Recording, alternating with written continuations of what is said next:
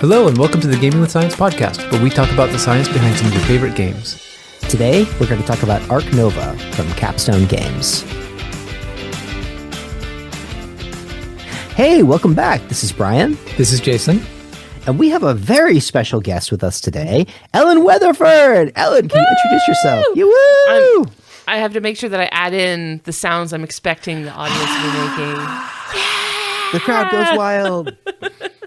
Hi, everybody. It's so nice to talk to you, Brian and Jason. Thank you so much for having me. I'm really excited. Yeah, so Ellen, tell us about yourself. Yeah, I am a science communicator. I'm a podcaster and a writer, and I have been the host of Just the Zoo of Us, which is a podcast reviewing animals on the Maximum Fun Network. We've been at that for about 7 years now. Could you just explain, because I know this is like the entire shtick, what is the rating scale for Just the Zoo of Us? So we have different categories because we realized very quickly that it's hard to give an animal just one score. So we have effectiveness, which are physical adaptations, things built into the animal's body, out of 10. And then ingenuity, which is behaviors, things that the animal is like doing, ways that they're like navigating the world or solving problems. And then just aesthetics, which is just how nice they are to look at, which that can also often be the most contentious category. That is usually the one people have the biggest feelings about. So do the nightmare fuel animals get high on aesthetics or low on aesthetics? We had some big discussion with Bryn Devine, who loves deep sea horrible fish. Yeah. As like, oh, they're so cute and wonderful. It's like, no, they're full of knives. They're not wonderful. I had a fascinating conversation with Dr. Tom Lindley, who is a deep sea biologist, who actually got to like discover and scientifically describe the ethereal snailfish, which is, he mentioned, is like the deepest fish ever found. And he described a very interesting phenomenon where there's this sort of uncanny valley effect, almost like the deeper you go in the ocean, where that you go deeper and deeper and they get spookier and spookier and spookier and spookier and spookier. But then once you hit a certain point, it loops back around and they stop being spooky and they go back into being like cute, because then you get like blobfish and snailfish and like flapjack octopus, like little Dumbo octopus and stuff. Like they swing back around because like you get that layer so deep in the ocean where things just become very flabby and blobby and pink, and like that's when they're cute again. So there's this sort of like buffer zone of nightmare creatures, but once you pass that, everything's adorable down there. I mean, I really can't argue with the Dumbo octopus as being absolutely adorable. They're very cute. Agreed. There's also a lot of animals that I find to be like nightmare fuel, but I also find them really like endearing and lovely in their own way. And some of them also grow on you. Some of them are acquired Literally. tastes. Yeah. Some of them can be an acquired taste. Like I personally think that like wasps are beautiful. I think they gorgeous. Definitely can be terrifying, but I mean, so is a tiger. Yeah, I think they're really beautiful in their own way. So that can be a contentious category. Ellen, one more thing, and I don't want to forget this. What do you have a favorite game? It doesn't have to be a board game or a science game, but it's cool if it would be. I am a big video game person. Yeah? I'm currently in the trenches of a Pokopia addiction. I am cripplingly addicted to Pokopia right now. I'm a lifelong Pokemon fan. OG picked it up, learned to read on playing Pokemon, so I've always been a Pokemon fan. But when people ask me what my like favorite video game is, or my favorite game, I have the most experience playing video games.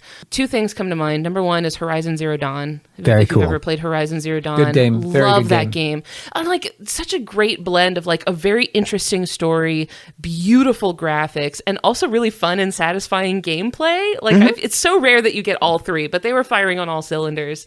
So Horizon Zero Dawn is definitely one of my favorite. I have the tall neck Lego set. Oh yeah, me too. I love that set. It's so cool. But my other one is Outer Wilds. Oh, dude, we are hitting. So you need to talk to Jason's better half, because these are literally. This is also one of my very favorite games. Okay, cool. Are we same braining?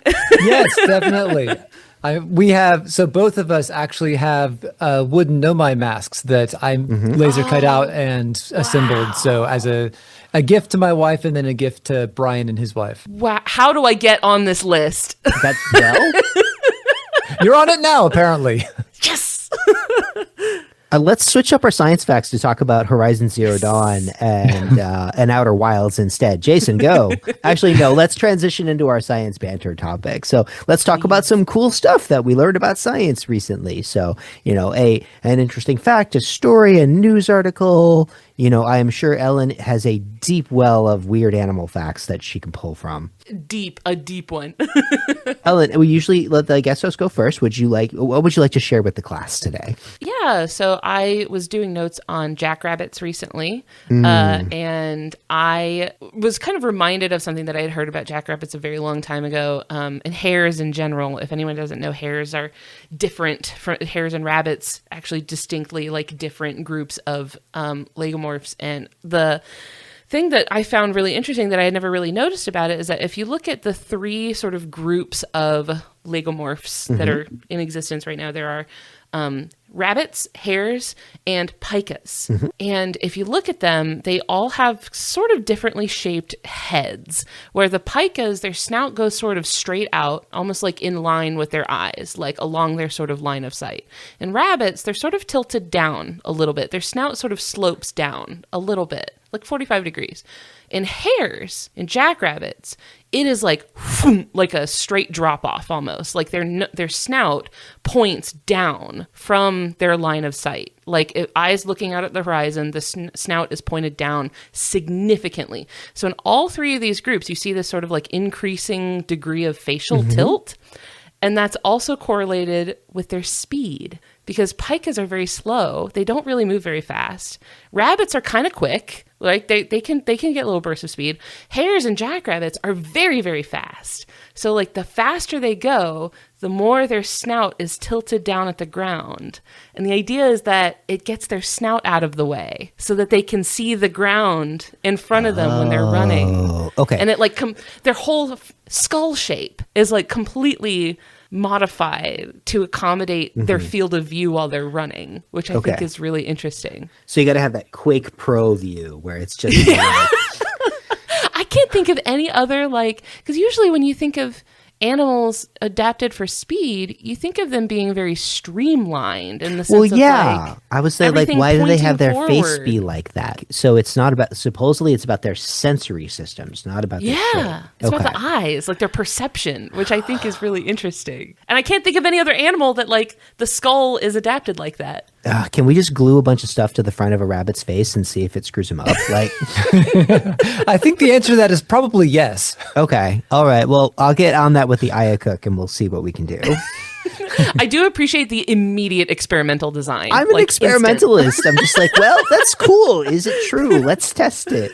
Yeah. I'm now imagining you 3D printing a bunch of prosthetics for rabbits' faces. Oh, yeah. Oh, that's a really good idea. Yeah, I'll start working on that. The Jackalope DLC. That's right. You get the rabbit, and I'll print out the things. Jason, what do you have to share with the class? I was looking, and recently I read a news story about sending mice into space. Okay, cool. Nice. But alas, this paper has no pictures of mice in zero-G, which I think is a vast failing on the part that of is our why authors. do you even do it if you're not going to take pictures? Pictures or it didn't well, happen. Send it yes. back.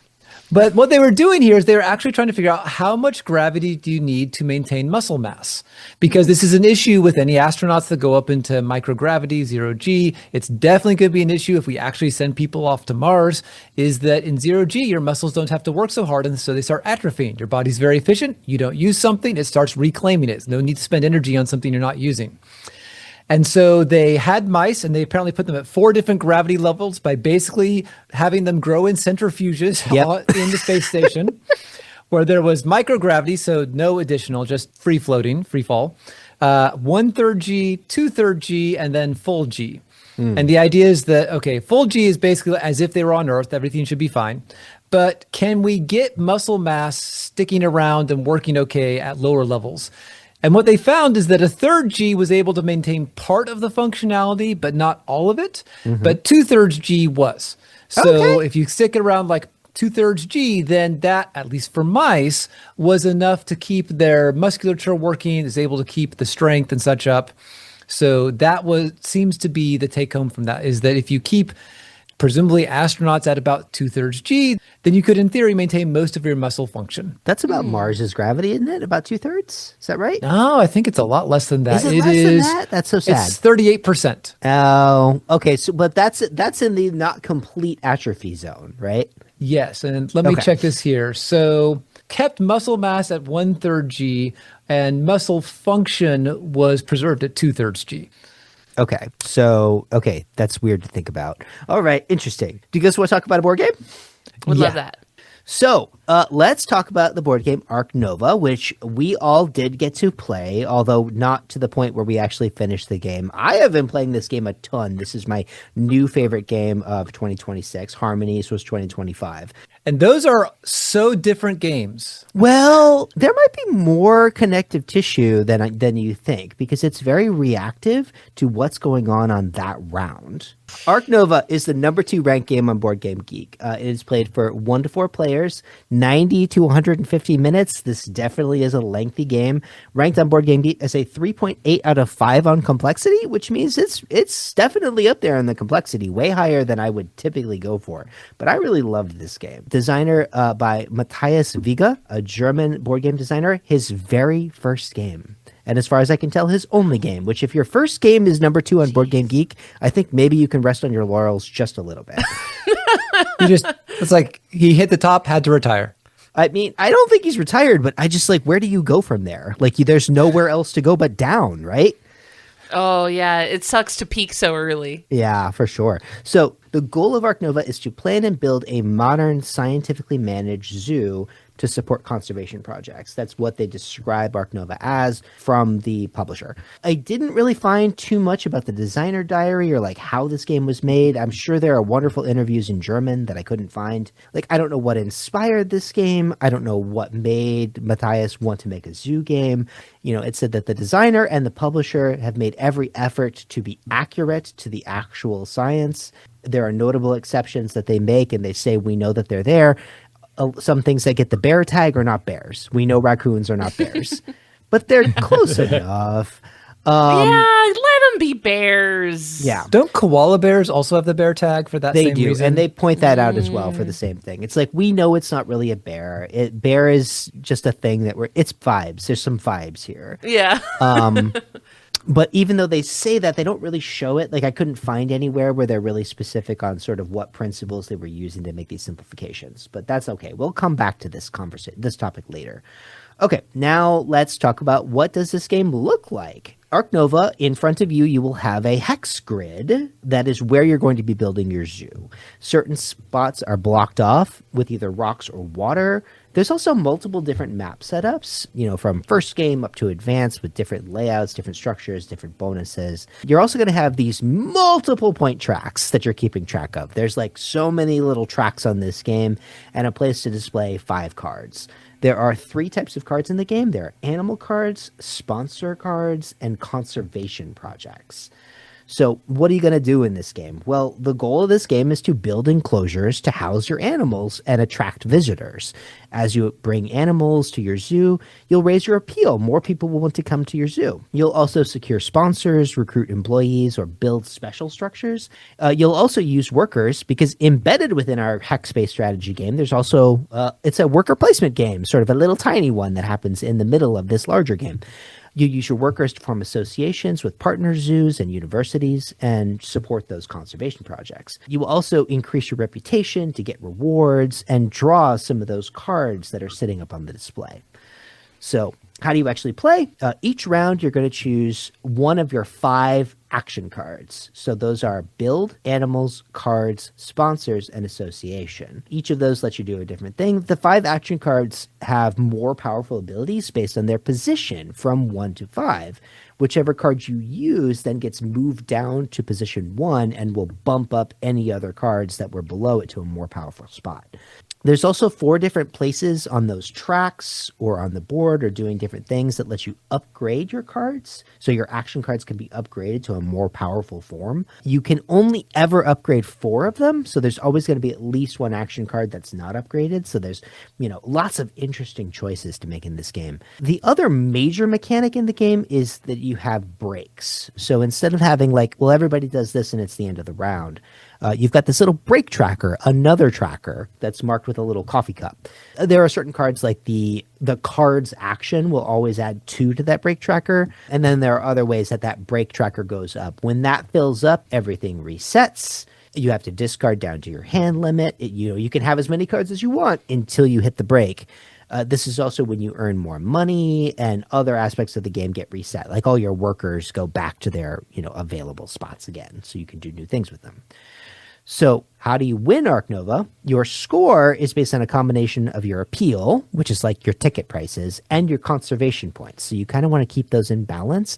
How popular is your zoo? How good are you at sort of supporting conservation efforts? These are being tracked on 2 separate point tracks, and they each start on opposite ends. So they're kind of going in opposite directions. And when your markers cross each other for conservation and appeal, that triggers the end of the game. And yeah, at that point, there's end game scoring, and you just kind of look at what everybody's got, and, most points wins. That is the basics of Ark Nova. Again, it's always fun to try to describe a visual board game in an audio medium. But it looks intimidating. I am glad that we played this in Board Game Arena because it's doing all the bookkeeping for me. It's fantastic. Yeah, there have been several games we've talked about on this podcast where it's this would be great on the computer to handle all the fiddly math. This is one of those. There's a lot of components, a lot of moving parts, and I can see why it's so popular. There are so many decision points. You can't have everything. You have to choose, do I want A or B? Do I want C or D? And so there are real decisions you have to make that will definitely impact your game.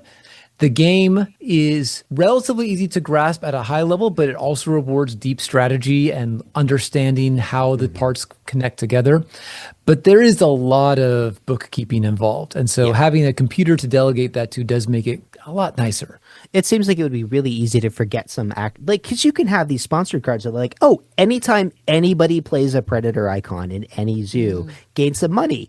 Cool. I'm going to forget that. The game's not going to forget that. The game's got to do it for me. It's just accurately keeping track of all the tags. It's this is not about Board Game Arena, but oh man, it was really nice to play on Board Game. This is why I like this game so much, because it's so easy to play on Board Game Arena.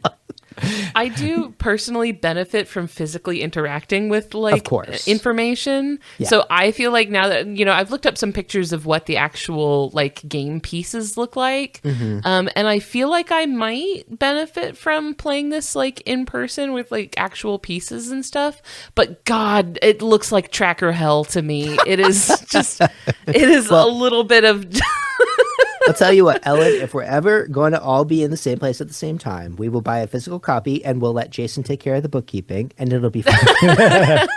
Oh, thank you. You're welcome. Yeah, no, I found on Board Game Geek there's an image where someone composed all the bits, all the zoo pieces, all the cards, all the meeples and cubes and everything, and it is beautiful and so incredibly intimidating because this thing takes up an entire table when you lay it all out like that. It's a lot of information.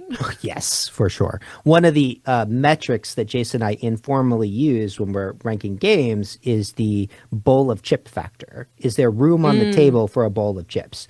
Oh, that's funny. having played only on I actually play on my phone, believe it or not. I don't even play on my laptop. I really severely doubt that there's much room for chips. This game does not seem like phone activities. This seems like big screen activities. I am shocked that you can play this on your phone. I love playing it on my phone. I'm just used to it at this point. Does anybody else have anything they want to point out about Ark Nova? Anything they feel like I missed or anything that they want to bring up? I mean, obviously, we've got 130 animal cards in this game, which is really cool. And obviously, we're going to talk more about that. I guess one thing I'm going to mention now is that all of the animal cards have all of the cards have a tag system on them of some kind. design. So let me go over those. So we've got the continents. Antarctica doesn't get to play, and they have compressed the Americas into South and North as just the Americas. It is a European game, so they have kept Europe and Asia separate, which, to be fair, very different animals live there. So I think that that's legitimate. That's also true for North and South America, but whatever. The animal types, we've got birds, reptiles, primates, and then predators and herbivores, which really, more specifically, is mammalian predators and mammalian herbivores. I did check. Everything fits into those categories. There is a weird subclass called bear, which includes bears and a few other things like raccoons, coatis, and weirdly, the wolverine, which again, just based on vibes, I suppose. Yeah, that's a mustelid. Okay, that's a weasel, but okay. It is a weasel, and it's like, well, if you're gonna put the wolverine on, like, I don't know if you have a honey badger, but you should also let that be a bear. And like Yeah, the more European bear-like. badger doesn't get to be one though. So it's like they balanced bears in a strange way. Yeah. I am beginning to think that there was some sort of like bear lobbyist that was a friend of the game designer or something, or maybe they just like bears, because this bear category sounds excessively broad. For Big actually bear being got about to him. bears. The other thing that I'm thinking about is that bears don't, you're never just a bear. It's always bear plus something else. Bear is a subcategory. There's also petting zoo animals, which covers a huge range of like the cute and the things that will let you touch them. And then Not there's bears. not bears. There's no bear in that category as far as I'm aware. There's research, and then there's also icons for like ones that need water and ones that need rocks. So like when you build your little enclosure next to something, like, oh, this animal requires its enclosure to be next to water, for instance, or next to a rock. You can't just play the animals willy-nilly. Some of them have pre-requirements, right? So if you want to play a lion, that's cool. It's kind of the metaphor of the game, I think, is a lion. You have to have other predators in your zoo already before you're going to get a lion. I think it's the idea of like, you got to know what you're doing with predators before they're going to let you have a lion. You can go straight to lion. No, you don't go straight to lion. You can go straight to cheetah, though, for some reason. Cheetahs are quite like built different. True. Yeah, Cheetahs are yeah. like the chillest big cat.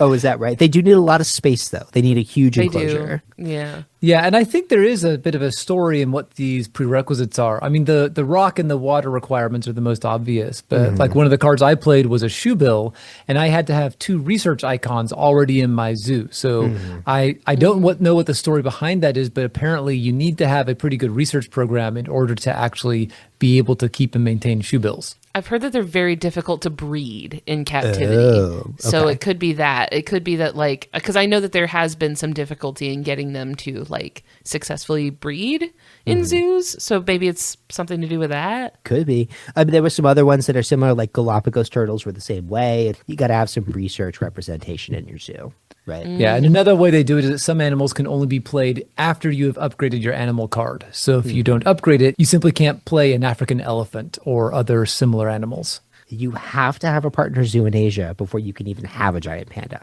That is true. Right. Yeah. I found the partner zoo requirement interesting because it reminds me a little bit of how, like, for the AZA, like one of the AZA requirements is often that, like, you have to be actively participating in some sort of like species survival plan. Yeah. Which usually involves having like some sort of affiliation with like on the ground research or conservation. Like you have to in some way be partnered with actual conservation where that animal is from and be working towards the overall long-term benefit of the species, whether that's like breeding them for, you know, genetic diversity or sport. breeding them for better fitness for sport. Like you have to be like participating with actual conservation to like get AZA accreditation. And the AZA is the American Zoological Association? I think it's the Association of Zoos and Aquariums. Okay. Which used to be the American, the transition from another name. Hey, wonderful transition. Let's talk about zoos. Okay. I have a little thing on just like, so where did zoos come from? Why do zoos exist? The tradition of zoos really gets born out of menageries, nobles for kings, for queens. I think you could probably also get the impression from that it is difficult, expensive, and challenging to maintain a zoo. right? This is something that really only the rich and the powerful were doing. Now, those original menageries really weren't anything about, well, obviously they weren't about science, but they weren't even really about animal welfare, right? These were trophies, these were treasures, these were things that were put on display. They were maintained just for that, of like to show how cool and rich you are, right? They were decorative, yeah. Decorative, right? Like a museum piece, like anything else that you would capture and display from a far off land. The first really public zoo, actually, does anyone want to guess what was the origin of the public zoo? This is not, I don't usually do quizzing, but I'm just curious. Yeah. No, I'm trying to think of where the first one might have been. It does seem like something they do in the UK. It does seem like maybe London, maybe? That's a really good guess. It was actually during the French Revolution. I should have said So that. basically, it was Wow. the reappropriation of menageries and the reformation of those into a public zoo. My friend Tara is going to rip me over this pronunciation. The first public zoo was the Menagerie du Jardin des Plantes during the French Revolution in 1794. So we'll see how well I did my French there. Now, even then, the first public zoos, this idea of zoos as thing for the public, they still were not for the animals. Really, attitudes about that didn't change until after World War II. A lot of zoos were sort of destroyed during World War II, and people started just having different thoughts about that. Also, studies about animal cognition were kind of right around that time. And then this idea of zoos having this mission of conservation, that really comes out of the 1970s environmental movement. So it really hasn't been that long. Even though those sort of zoo moments are older than that, this idea of zoos having a mission of conservation is sort of a 1970s and forward thing. Yeah, when ethics were invented. When environmental ethics were invented anyway. But Yeah. yes, you're right. Well, when environmental ethics in the West were invented. It's like you look in other traditions, they go back much, much further. Let's talk about this. Now, how do you actually, let's say you want to open a zoo. Ellen, do you want to open a zoo? my blood pressure just rose thinking about it, because like I feel like I've read through enough like handbooks on care and like enclosure development and stuff like that like I know a little bit too much about what has to go on behind the scenes to make it like possible and make it work, and just the thought of having to do all that myself or even think about it just immediately made me stressed out. Oh, yeah, for sure. Which I think is why there are games about this. Because Yes. it's something that people love to think about doing, and nobody actually wants to do it. Love it as a concept. Yeah. So it is, as you can imagine, an exceptionally expensive thing to take on. So we can kind of go into it. What does it actually take to open a zoo? The first thing is just legal permitting, right? You cannot display wild animals. You need to talk to the USDA. You need to have permits from the based on if you're going to have endangered animals by the Migratory Bird Act. There's all these different legal requirements that cover it. Not to mention purchasing the land, developing all of the enclosures that are going to be there. There's no good way to really give a universal estimate for what it costs, but I did do a little bit of research that says it is not atypical for a zoo to have a daily operating cost of $10,000 to $20,000. And we should say all those regulations and stuff are, of course, U.S. based because that's where we're based and where Yeah. we have easy access to all the regulations. That's very true. Presumably, there are very different ones depending on which country you're in and local regulations and such. Even within the US, they vary a lot state to state. So like in some states, their rules on that are much, much, much chiller. And on some states, they're much more. So like I'm from Florida, and Florida had notoriously lax laws on exotic even just pet ownership, right? Like not even for a zoo, but like it was, the barrier to entry was, in my opinion, too low. A lot of people were basically having private exotic pet collections and calling them a zoo so that they could sort of justify being allowed to by the USDA to keep like, you know, lions and tigers and whatever weird stuff they wanted to have. Even if it was basically just like glorified like their own private collection, they would like be able to call it a zoo.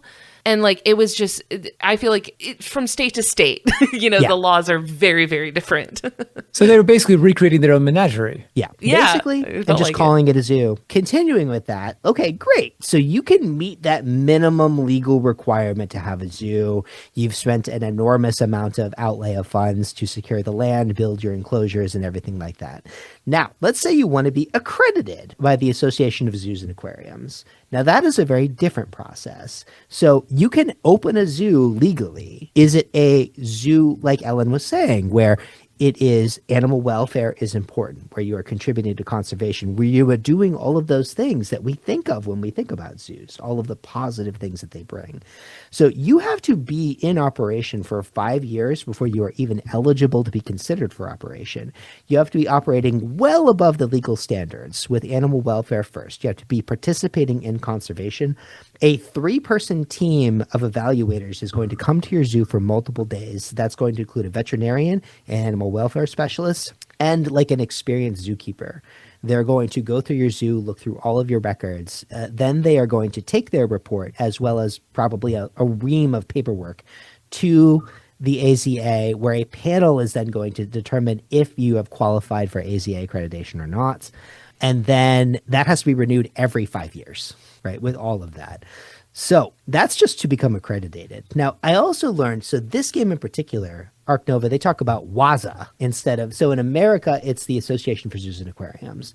WAZA is the World Association for Zoos and Aquariums, which actually is an umbrella organization that every one of these, so there's CAZA in Canada, right? There's IAZA in Europe. They all have wonderful logos, by the way. Actually, you should get little patches of every one of them. That would be fun to collect.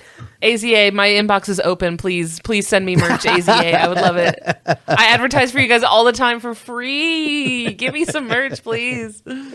And I was very happy to hear that the AZA in the United States is in fact part of WAZA. I would not have been surprised if it was not the other way around, where like everybody else is all under this umbrella organization, but the US version, no, we do our own things in our own accreditation. We're not going to talk to anybody else. So I think that when you get into like AZA is very like conservation global, like they have that vibe. Like they would definitely be like linked up with all the other worldwide organizations. They are definitely, they seem very like, because they are focused on, I guess, global conservation. That doesn't super surprise me.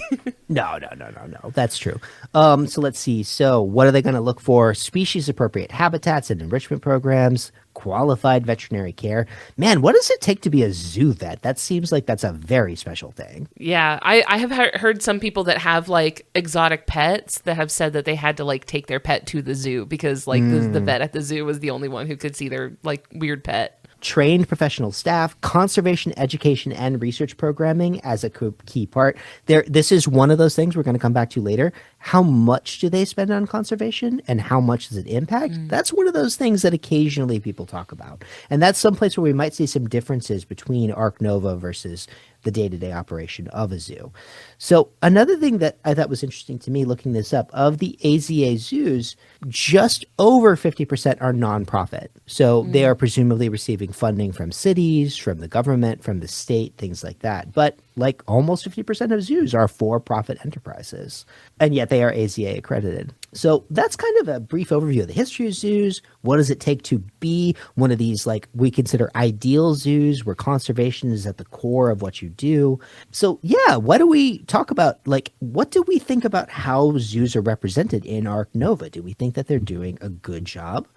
And then I also want to talk about the animals, because I think that the animals are a little vibe coded rather than like pure accuracy. When you're playing Ark Nova, the things that you're really trying to balance are your appeal, which is basically like how many people are coming to your zoo, right? Versus your conservation. Like these are the two things that you're supposed to be doing. And I know that zoos participate in conservation, but I don't really know if that direct interaction with conservation is really that is part of what zoos do. But I don't think that's really the majority of what zoos do. I definitely don't think it's a 50-50 balance, the way that it's kind of being portrayed in Ark Nova. I mean, we'd really need someone from a zoo to come on and tell us like what percentage of time, what percentage of energy, what percentage of money is going to one or another. And probably most of the money is just going to maintenance. It just costs a lot of money to feed the animals, hire the staff, all that sort of stuff. So, but the fact is, like, the good ones are probably still putting significant numbers in. I mean, I'm sure many of them have partnerships with universities and veterinary schools and such to have people come get training, to have internships, all sorts of stuff like that. Yeah, I think that's right. I think that some of the reports say, it's like less than 5% of their gross budget, but that's the gross budget. Like a zoo is not, like I said, it's very, and like, okay, another thing in Ark Nova, you build your infrastructure and that's it. It's built forever. You buy your animal one time and that's it. And that's forever. Oh, right. So they're not really accounting for maintenance costs or like just upkeep like at all. It's all bundled into that single cost. I have no idea what these credits are either. I wouldn't be, we often try to figure out what is our analogy here for costs. I kind of feel like one of those has got to be somewhere between $100,000 and like $1 million or something. Right, because these are assets that you're not just like it's not just you're not just like acquiring an asset that's just yours forever. These are like assets that first of all will require a lot of maintenance. You'll basically just be having to like continually upkeep this asset, but also the asset will naturally expire. Yeah. Like it's just gonna get old and die eventually. So Yeah. like it's not like you're gonna have it forever. And also in a lot of zoos, sometimes they don't have that animal. Sometimes they'll have an animal and then something happens, maybe it passes away or gets transferred to a different zoo or something like that, and then they've got this enclosure, this exhibit sitting there with nothing in it, like because they just don't have anything to put in it, and then it could be like a way long time later that finally they get some other animal that then they're like, well, we have an empty enclosure, and they put a new animal in there. So like I have seen that happen like at zoos a lot. So it's not as permanent, but I can't think of any way for them to do that in Ark Nova without adding another tracker. Well, I would routinely have empty enclosures, or we didn't get to do this, but they're one of the conservation programs, our release program. And you would actually take an animal, you would take an occupied enclosure, you would get rid of that animal, and you would turn it over to its unoccupied side. So it changes your tags and everything. So there is yes, this enclosure is now empty. Of course, you're only emptying things by releasing it into the wild, which in reality, captive breeding programs, definitely an important part of what zoos do. There's a small but critical number of success stories. The California condor being like the big one, right?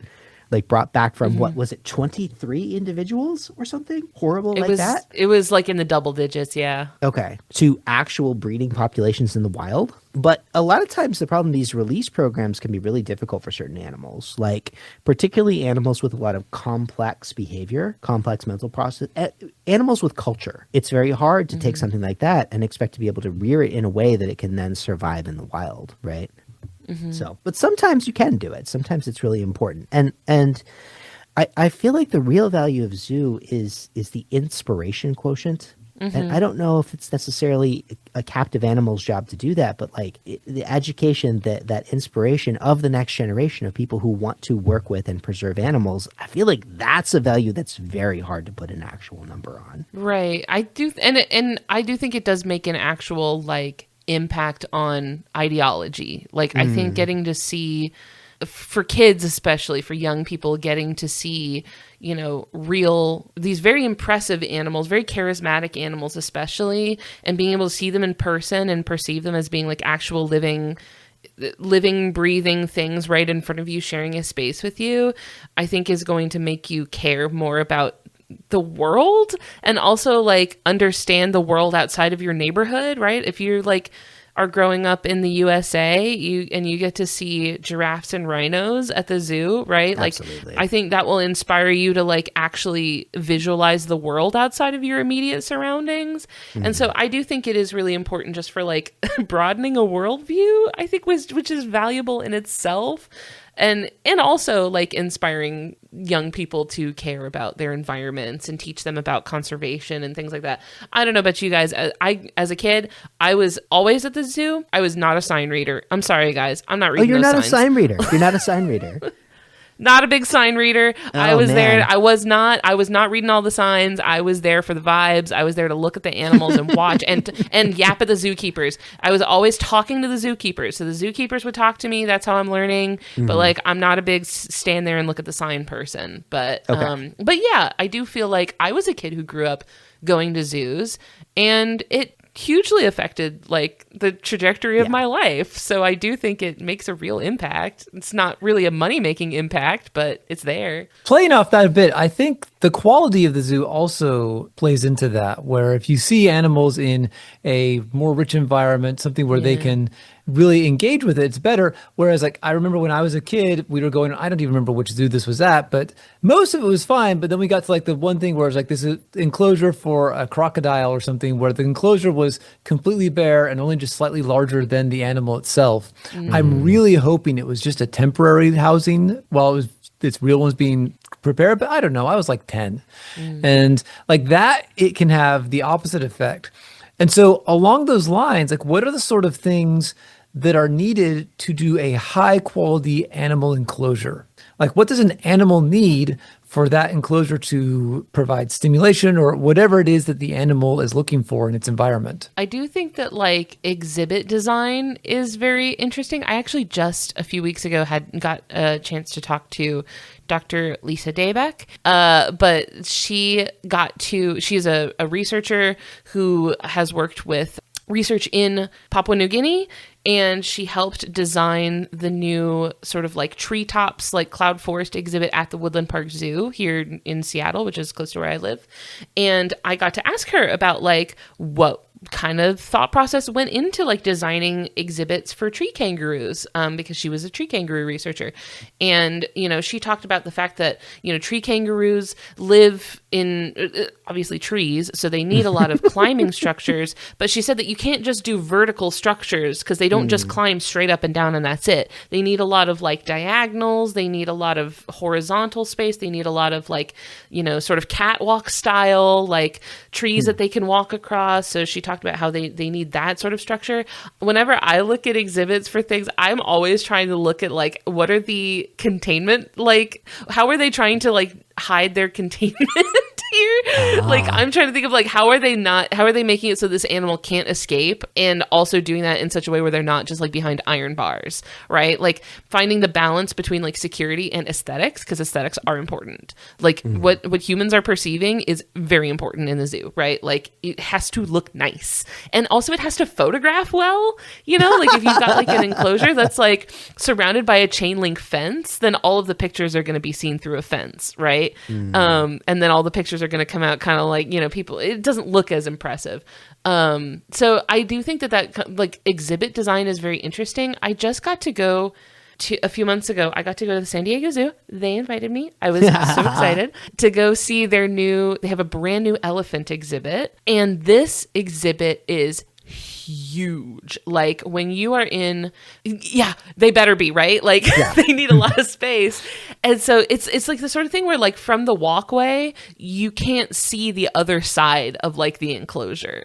You really can't even see like where the enclosure ends. And some of that I think is like clever, like putting the sort of fencing on the other side of a hill, right? So that like you really can't see where the fence is. But it is just a massive exhibit. And they had, I want to say, like 8 elephants in there. Okay. And we could not see all of them. We could only see probably like 4 of the elephants, and they were like, "Oh yeah, there's a bunch more somewhere."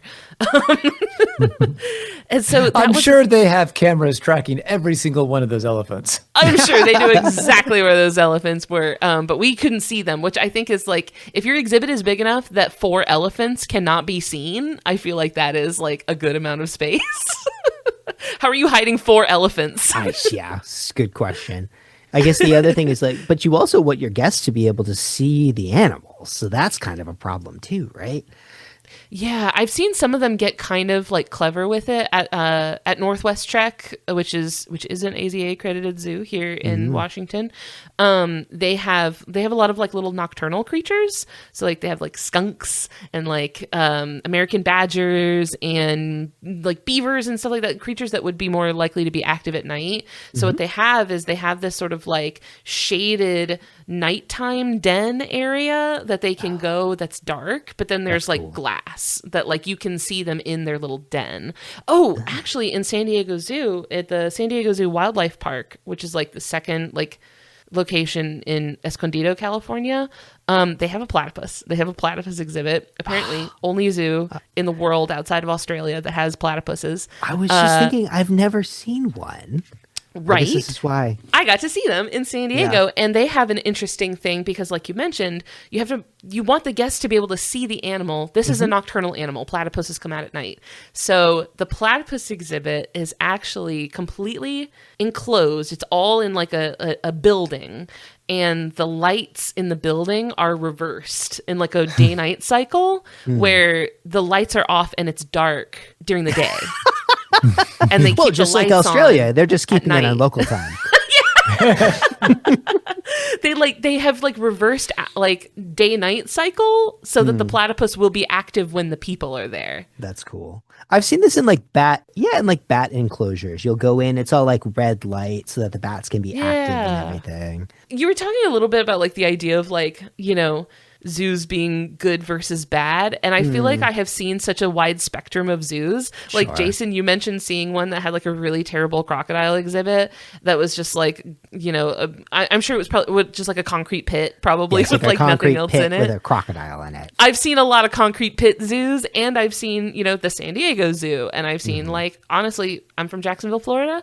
I think we had a world-class zoo. The Jacksonville Zoo was fantastic. So, like, I've seen great zoos. I've seen terrible zoos. So, like, I really don't think it's the sort of thing that you can say, like, blanket, like, they're all great or they're all bad. Because, like, I've seen ones that do it really, really well. I've seen ones that I thought should be shut down. So,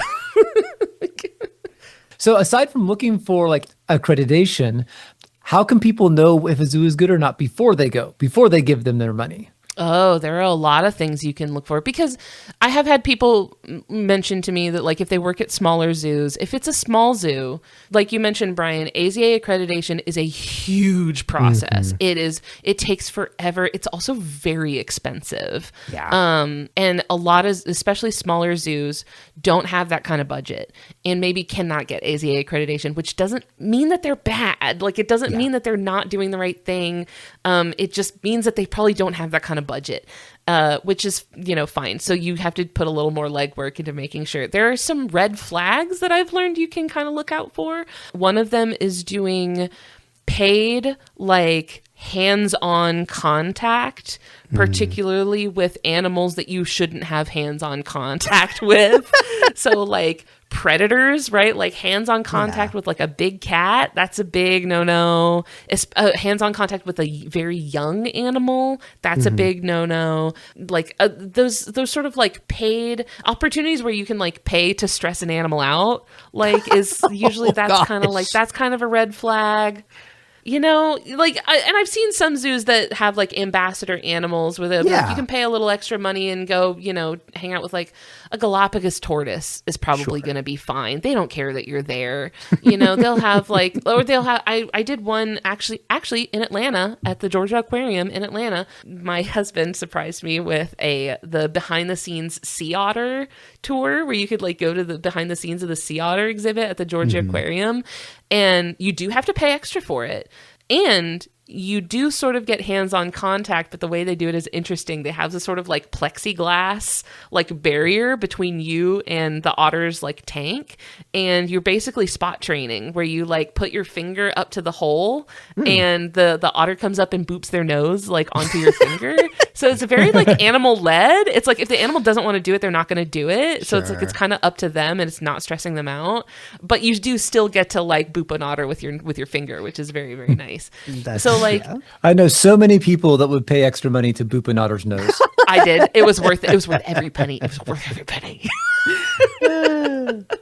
So there are things you can look out for, especially, like, those sort of money grab opportunities. Like, if they're asking you to pay extra money to, like, stress an animal out on purpose, that's usually a red flag. I also kind of look to see, like, okay, where are you getting your animals from? That's a huge thing. Like, are you only taking in rescued animals from other places? Are you like breeding them? You can look into a little bit, like, if they say on their website where they get their animals from, that can be helpful. If they're not saying, it might be because they don't want you to know. Usually places that, like, are getting their animals either, like, from a rescue situation or if they're participating in a species survival program, they'll be very, like, upfront about that. That information will be very available. Yeah, we actually have a very tiny zoo here in Athens that is Yeah. a purely rescue zoo. It's a small free zoo. It's not going to make anyone's list of like top 100 zoos in the nation. It's very tiny, but it's full of rescued animals, and they're very open about that. It's like Yeah. these are all animals that are not able to be released to the wild because they have critical injuries or whatever, and so Right. they're kept here to have a good life. There was a big cat sanctuary like that in North Florida. And one thing that also something that I would see in places that I consider to be red flags were like not using proper safety protocols between their staff and the animals. Where okay. like if the staff is like in an enclosure with something like a tiger or a lion or a big cat or something like that, like with the AZA, they have like, what do they call it? Protected contact or something like that. Or like, there are steps basically where they should never be like in the enclosure with certain animals. There's somewhere it's fine. They're not going to do any. But if it's something like, I had Marco Wendt on who works at the San Diego Zoo, and he was talking about cassowaries, and like cassowaries are one. Oh, where no, like, no. Those are basically dinosaurs. yeah. So especially like places will post on social media, like they'll usually tell on themselves on social media where they'll like post a lot of videos of their keepers like in the enclosure with like a live tiger or something like that. And you're like, okay, you shouldn't be doing that. Because if they're not using good safety protocols with their staff, I feel like there's probably some other things they're not doing probably super responsibly and safely either. Well, it also just makes you wonder. It's like that if that is a wild animal acting like a wild animal, you shouldn't be around it like that, right? Yeah. Like, so why isn't that animal attacking them? Or anyway, I've heard a lot of horror stories about like tourist traps that will like heavily sedate animals so that they can like take pictures with them and have their cute little moment. Do your research, like look into a place before you visit them, I think is my big takeaway, right? Just like look into them, see what you can find, see if they're being cagey on their website. is there anything else we want to talk about the science that is represented in Ark Nova? If there's not, I would love to step into our nitpick corner because during the course of our conversation, I found mine. Ooh. All right, do tell. Yeah, let me hear it. My nitpick about Ark Nova as a zoo management game is that there's not nearly enough poop. I would like to see more like management sims deal with Yep. Yeah. Everything that factor. I've seen and researched, everything that I did getting ready for this says that being a zookeeper is about 50% poop management. Yeah, it's mostly poop management. Yeah. So I feel like maybe that break tracker needs to be based on, it's actually the poop tracker. It should just be the little poop emoji. And when you reach a certain amount of poop, that's it. You've got to stop, clean out, and that's in between rounds. There should be like it's like a flood tracker that like the poop level rises gradually. I thought of one more nitpick, and if nobody else has one, I'm going to list my second one Please. as well. I think I would need to play the game a few more times to pull out nitpicks. I mean, there's enough depth in this game that I don't think I can make a good saying of what I would fix until I understand it better. Okay, that's fair. Then next time I invite you to play, you got to accept my invitation, okay? I've got 2 games running right now. Anyway, my other nitpick then, and then we can be done with Nitpick Corner. You can build all of these structures in the game, specialized enclosures and things for, like, there's a meerkat den, and there's all these things that give you special powers. In Board Game Arena, there's an arcade that actually, like, do you know what? They don't have all those special structures. They don't have a gift shop, and that's crazy. Would like to see that. Have you ever been to a zoo that didn't have a gift shop? Isn't that what the little kiosks are? I mean, they generate income for you. It might be like pretzels and slushies, but it may also just be a bunch of merch. I think they're selling pretzels and slushies. I did find an image of a kiosk from some kind of bonus tile, and it was definitely a place where they had like little tables and they were selling like cotton candy and stuff. But, you know, I got to go buy a stuffed animal and, you know, a little battery powered fan that's going to break the next day. Like, that's what. Yeah, I need a carrot at the end to encourage my kid to lock in while we're at the zoo. Like, I need something to encourage my kid to just like chill out for a few minutes. Like, don't worry, guys. If you guys can lock in and get through this zoo trip with no ridiculousness, I mean, there could be a stupid little knickknack in it for you. So it sounds like the love of zoos and talking to zookeepers may not have passed on faithfully. No, my kids are goblins, which I don't know where they got that from. I have no idea. You say that, and I don't know exactly what it means, but it sounds like they're trying to eat the animals. Some of them, I catch them licking their lips a little bit. That snake looks delicious. All right. Let's move on to grades. Ellen, if you don't want to grade, you don't have to. Jason and I are professors, so we give 2 grades. We will grade on fun and we grade on scientific accuracy. So we'll just do this back to back. And I actually would like Jason to start this time. Okay, so I'm having to think again. Like I really feel like I need several more playthroughs, which is a big ask in a game that can take 2+ hours for a single playthrough to feel this in depth. What I saw of the game, I would be comfortable giving it probably about an A- for science. Like they seem to have done a good job trying to tie things together. They have a good amount of. Actually, they don't have a good amount of information on the animals. They have pictures and they have some tags. They have tags and where they're from. That's about it. It's like a Yu-Gi-Oh card. Yeah, I think there would be opportunity there. So many games like this nowadays, they have that little line of flavor text that tells you about the animal. Would like to see more flavor text for sure, yeah. Or a genus, species, or something. Those little things that are not necessary parts of the game, but that you let you layer it on a little bit more. And I think that they easily could have done that, because at least most of the cards that I was looking at seemed like they had extra space available to do so. Very true.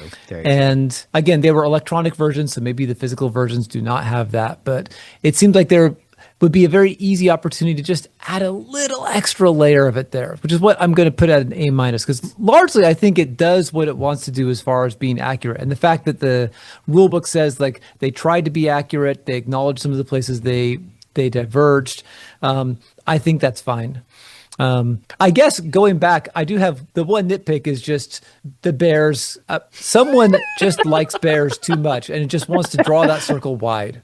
It's but again, bear was just a subclass. Nothing was a bear. Everything was a bear plus X. Although I don't really know what that means. But the fact that the bears are like the only subclass is very funny to me. That is true. It's like bears. No, you're right. There's no reason it should just be bears. Jason, let's do fun before I derail us completely. Okay, so I will preface this by saying that I feel very inadequate to give a fun judgment on something that is number 2 on Board Game Geek. It's like, I think the general geek culture has spoken. However, people do have different levels of fun. Yeah. I can definitely see this being in the A category for fun. There are a lot of moving parts, which will turn some people off. But for people who like a lot of moving parts, people who like a lot of replayability, a lot of decision making, where every game is a little bit different based on what you get and what's laid out. It has a nice mix where there are several parts that are randomly arranged, including what cards you get, how your starting actions are laid out, where some of the upgrades show up. There's a lot of that limited randomization that makes it so that no 2 games are exactly alike and you can pursue a bunch of different strategies. So I can definitely see this being one that it deserves an A in fun, I think. Assuming that this is the kind of game you like, I think it is a solid A.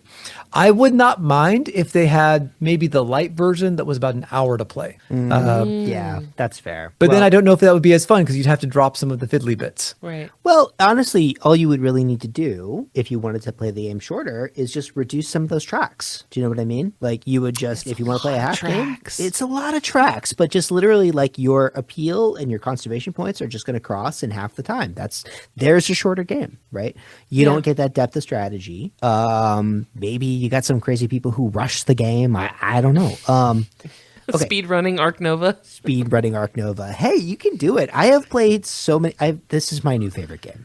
I know that sounds crazy to you, Jason, because you know my previous favorite game was Harmonies, which is very chill, little landscape building games where you're like balancing points. The thing is that for me, and again, I'm playing on Board Game Arena, so it's doing all of my bookkeeping for me, so I don't have to worry about setting up a game that's going to occupy an entire table and sitting down to play it for 2 hours.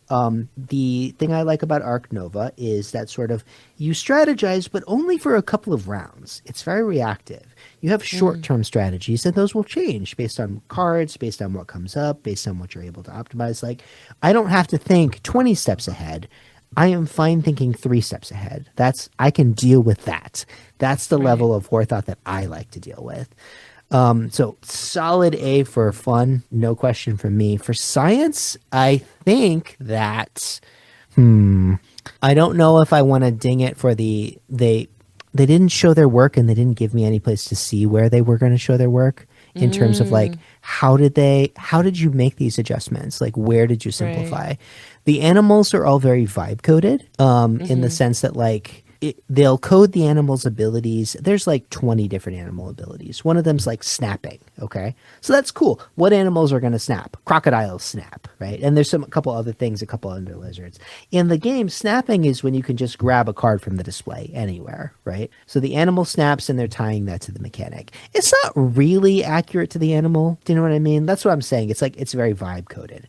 Yeah, some of them were, though. Like, I played the little capuchin monkey that had the pilfering ability that let me steal Absolutely. stuff from you. Yeah. And that is totally true. When I was in Venezuela, that we went to a park where they had monkeys, and the monkeys had obviously learned that the tourists would feed them like little plantain chips from a bag. Just a little like snack bag, you get like potato chips. But the capuchins had definitely learned that there were many more chips in the bag than in the tourist's hand. And so they didn't steal the bag out of your hands. They didn't run off up into the trees. A Looney Tunes scene. Yeah. A lot of the animals that are venomous have a venom ability that you use and you put it on your opponent and it like depowers some of their cards. So like, again, it's all there. I don't think any of it's wrong. It's just very vibe coded. I do like the idea that you are deploying your animals to like personally attack your competitors. Absolutely. Yeah, you That are. is really funny to me that you are like sending out your army that like, because in the context of the game, you are sort of like CEO, you are like admin of the zoo. And I'm imagining that you are sending monkeys to go steal from your competitors' home. Release the capuchins. Fly, my pretties, fly. Yeah, like it's a very funny mental image to both like be in the role of this sort of like top-down administrative position, but also still having the animals like having sort of personal like individual level powers Vendettas. is really funny. There is actually a special sponsor card called Quarantine Lab that protects you against all of the negative effects, pilfering, venom, constriction. So at that point, none of the negative effects of your opponents can hurt you anymore because you've got a quarantine lab in place. On science, I think I'm going to give it, I'm going to give it a B. Maybe I'm being too harsh, but I think that the intention's there and that's always good. But I think that a little bit of room for improvement.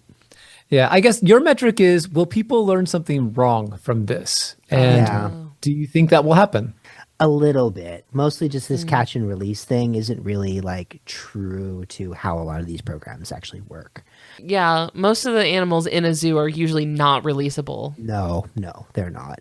So I think I'm comfortable with my B, even though I absolutely love this game and I love what they've done. I just think there's a little bit of room for improvement there. What about you, Ellen? Do you want to give grades or do you want to abstain? I think I would like to abstain from a grade. Okay. I did find the game, once I started to get the hang of things, I did find it very fun. I did feel that catch, like when you're just getting this, like the hang of a board game and you start to feel like eager for the next turn, rather than like when you start to feel like, ooh, like I'm excited for it to be my next turn because I have this thing I want to do. You know, like the first few turns, you're kind of just like struggling to get your bearings and you're like, oh God, it's my turn again. Oh, what do I do?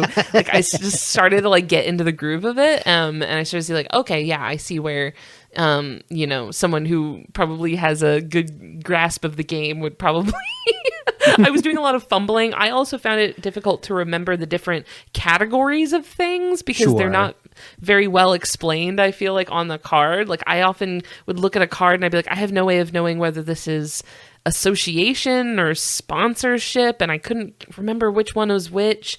Like I struggled a little bit with remembering like sort of the admin stuff behind the game. But once I started to get the hang of it, My only thing that I wish the game has done a little bit more of, and this is more of a thing for my own this is a personal taste thing. I actually wish they had a more unique sort of like aesthetic.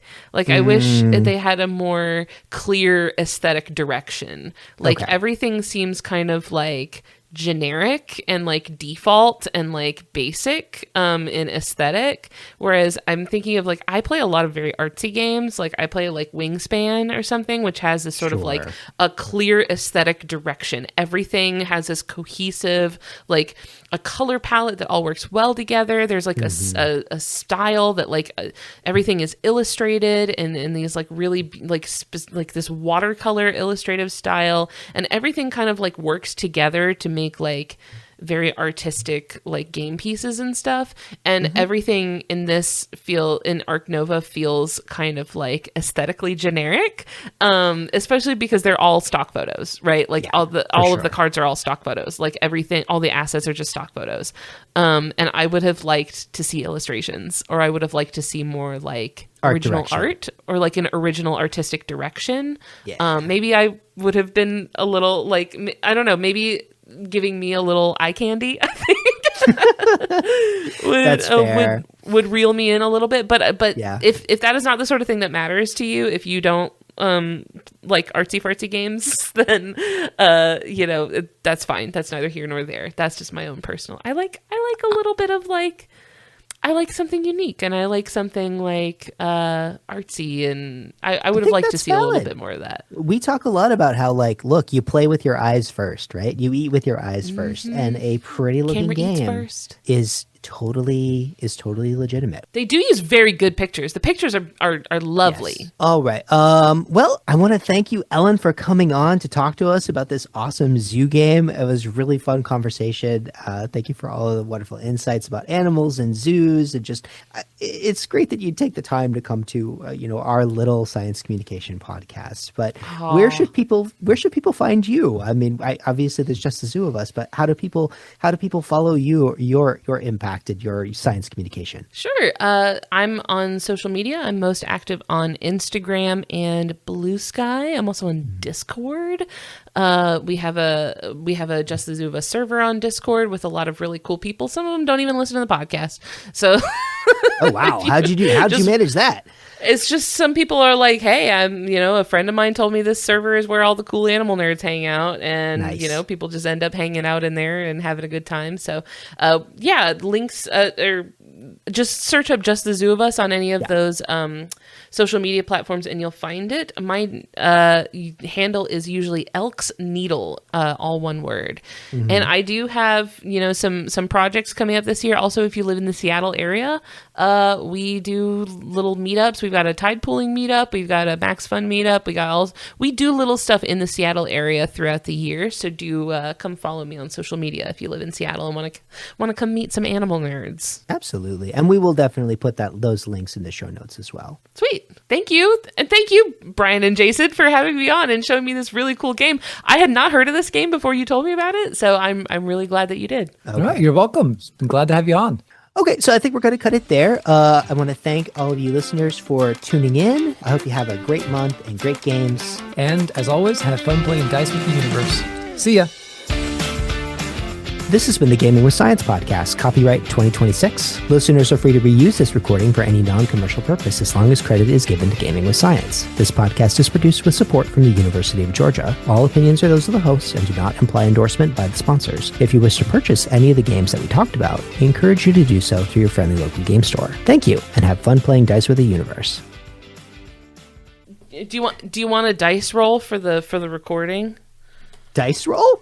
Yeah, why not? Where you say have fun rolling dice with the universe. Hold on one sec. Yeah, it does every time. Ready for the this? mic might pick it up. Zoom might not. Zoom might cancel it out. It's okay. It'll be on my local recording. It's metal, so it'll hear it. It's on my waveform. I can see it. Okay.